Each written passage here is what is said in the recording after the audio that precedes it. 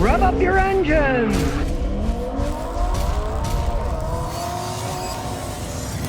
Today I'm going to show you how to fix a smoking car. Well, really, how to use smoke to fix your car. How to find leaks in your car using smoke. Because if you're talking about internal leaks, like a vacuum leak that it sucks in, you can't see anything coming out because it's sucking in. So, you get one of these smoke machines and a system that has a leak in it, a vacuum system, like say your intake manifold, brake booster. You just take a hose off, stick the smoke machine in, and then wherever there's a hole, the smoke will escape and you'll know that's what you gotta fix. Now, there's a million of these smoke machines out there. This is a relatively inexpensive one. It's like 120 bucks. It's called Stinger. As a professional mechanic, I have smoke machines that cost 5 times what this costs, and I've also tried ones out that cost 20 or 30 bucks and were really cheaply made. This is a decent one, easy to use, simple materials. For example, this one uses plain mineral oil to make the smoke. You can buy it anywhere. In this case, it's not being used as either a lubricant or a laxative. It's being used to generate smoke. I'll show you. Solid metal can. As you can see, this is pretty quality. It's actually made in the United States. You get the stainless steel clamps off, and what's inside? There's a heating element, and you can see there's coils. You drip a tiny bit of mineral oil on the cloth inside, and up the positive terminal up to the positive terminal of the battery, and the negative one to the battery post, and the pump inside starts to circulate the air. I like this one because it's self-powered. You do not need an air compressor. Then on comes the smoke, lots of smoke. So you don't need any batteries. It's already got a battery in your car that you hook it up to. It works on 12 volts. You don't need an expensive air compressor to run the air through because, as you can hear when I turned it on, there's a motor inside that blows a fan that blows the smoke out. Simple but effective device, and since it runs on the mineral oil, you don't have to go buy some special fancy oil. Most people have mineral oil lying around, especially if you got babies, but if not, you can go to any store and buy some mineral oil to fire the stuff up. You don't need to buy specialized stuff. It's a very simple device that works quite well. Now, these machines are handy for finding any kind of leaks. In this case, we're going to be looking for a vacuum leak. So, as we can see from our scan tool, we have code P0171, fuel trim is running too lean. Now, unfortunately, with many of these OBD codes, they are relatively generic, meaning they can have many different causes. It means it's running too lean, that it's got too much air or not enough fuel. Normally in Toyotas, it's a vacuum leak sucking air. It's got too much air coming in, so it's running too lean. Now, you could also have not enough fuel. A weak fuel pump can do it. There's things that can do it, but the first thing you always want to check for is some kind of vacuum leak. You look for obvious things first, like, did the brake booster line come off? Did any of these hoses fall off? Lots of times you change the air filter and one of these hoses comes off, but that's not the case here. And there are so many hoses on modern cars. Plastic vacuum leaks can be in intake manifolds because they're plastic. The plastic can warp. Lots of places it can happen. As I say, since it's a vacuum leak, it's sucking air in. You won't see anything because the leak is going inside the engine, not out. So if you have the engine turned off like we do now, there's no pressure at all. So by injecting the smoke into your vacuum system, there's a hole somewhere. The smoke's gonna escape out that hole. Now, first you gotta figure out where you're gonna inject the smoke. So we'll take this stupid beauty cover off. Now we have access to everything. Here's the intake manifold itself. There happens to be a gigantic vacuum hose here. So we will merely take that one off, put it to the side, and inject the smoke here. And I really like the steppered connection because, as you can see, it fits into many size holes. There. It's nice and snug in there now. Then we'll just hook up the other terminal. It's making smoke, and we'll see where it comes out. Now, here's smoke coming out of here, but that's a false reading. That's the air intake for the system. And of course, this is the intake manifold where the air goes in. If you put smoke in there, it is going to come out of two places. It's going to come out of where the air comes in, which is the intake for your air filter. It sucks air from there, so that's normal. And you'll also see some come out of the tailpipe because that's the exhaust of the system. Now, when a professional mechanic is looking for a vacuum leak, he will plug up the exhaust.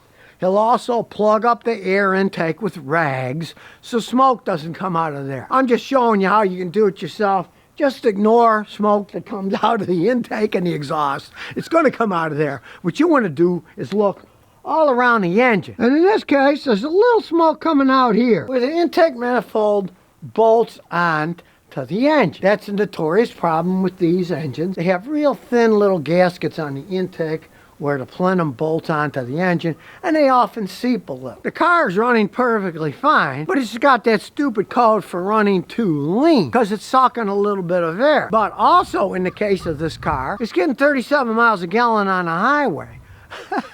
So I really don't care because it lives in Tennessee and there's no yearly inspection. If I was back in Texas where I started, I'd have to fix it in order to get it legally inspected for the yearly emissions. Even though a car actually gets better gas mileage, kind of stupid laws, but that's the way it goes. If one day it gets bad enough that it runs poorly, I'll fix the stupid thing. But here's the funny thing. It only trips the code in the winter. In the winter, it's cold and things shrink, right? So it's obviously leaking first thing in the morning when it's cold. Once it warms up, it stops leaking. And I had a Ford like that. I drove it 5 years. It didn't leak in the winter, but it never leaked in the summer. So I didn't care. There's some things that you really don't care about. But at least with a machine like this, you can figure out where the leak is. If it's a big deal, you want to fix it. Or if you see, well, it's just got a tiny little seep in there and only does it when it's cold outside. When it's warm, it stops and it runs perfectly fine. You can just say, I'm not taking the engine apart to fix that. I'll just leave it alone. I know what it is. And if it gets worse, I will fix it. And of course, you can use smoke to find all kinds of leaks. You can shove it in the exhaust system and then wherever the smoke comes out, you can find the leak. You might have an annoying exhaust leak. You can't figure out where it's coming from. Just make sure you check the exhaust first thing in the morning when it's cold, when it's not hot, so you don't burn anything. But the smoke will come out where it's leaking. You don't have to worry about running the car, listening, feeling, burning your hands, trying to find out where the exhaust leak is. In this case, the smoke will come out and you can easily find it. And maybe you got an annoying wind leak in your car, you're driving on the road, it whistles. Well, if you don't mind the smell, because the stuff does smell, you could put it inside your car and then close the door. Then the smoke will come out where the air's leaking. In this case, it's this mirror that's been whistling for ages, driving me nuts. It only made a noise when you're going at highway speeds. How you gonna figure out where a noise is coming at highway speeds, right? Well, this door was whacked years ago, and an aftermarket one was put on at the body shop. Obviously, they used a cheap one, the gasket shot, so I just have to get another gasket for it. That's no big deal. But it's a big deal if the noise drives you nuts, you can't figure out what's coming from. Or even worse, let's say your interior is being ruined by water drips. You can't figure out where the water's coming in, same thing. Stick it in, wherever there's a hole, the smoke will come out. And it's kind of funny because all the smoke leak technology started ages ago in England. They tried to find where there were sewer leaks. They smelled sewer gas, they couldn't figure out where it's coming from. Well, if they injected smoke into the sewer pipes, guess what? The smoke is gonna come out wherever the leaks are. And you'll be able to find the leaks that way. And as they used to say in the murder mysteries, well, the smoking gun showed what happened. Well, in this case, use the smoking pipe to find out where there's leaks in your car. I guess you could say this takes the sting out of auto repair. And I like it because it's simple. It's basic. It uses mineral oil, not some special fluid and then can't find anywhere. You can get the stuff anywhere. It uses your car's battery to power it. You don't have to worry about buying batteries for the stupid thing. It has its own fan, so you do not need an air compressor to run it.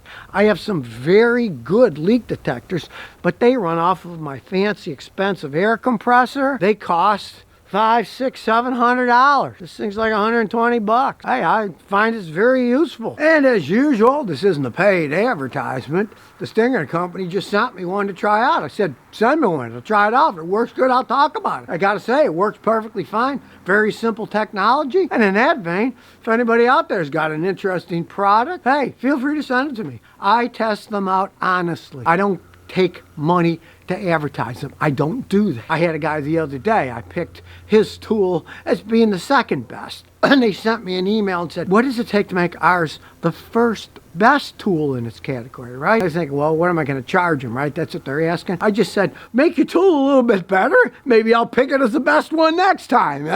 Hey, I'm honest about it. It's better for everybody to keep everything above board. Send me anything you want. I'll try it out honestly. But don't try to pay me because I don't do that kind of stuff. I just test them out to see if it's a product that works. And this one passes because it works fine. It's not that expensive. It's quality built. And it's very simple. The more basic the technology, If it works, the better as far as I'm concerned. Like they say, keep it simple. Simple hose. Simple but well built. Solid steel, nice stainless steel clamps, nice rubber seals so it doesn't leak. You don't need an air compressor to run it. You don't need to go out and buy batteries or plug it into 110 volts. It's a self-contained unit that works great. If only car repair and the rest of our lives were that simple. So if you never want to miss another one of my new car repair videos, remember to ring that bell.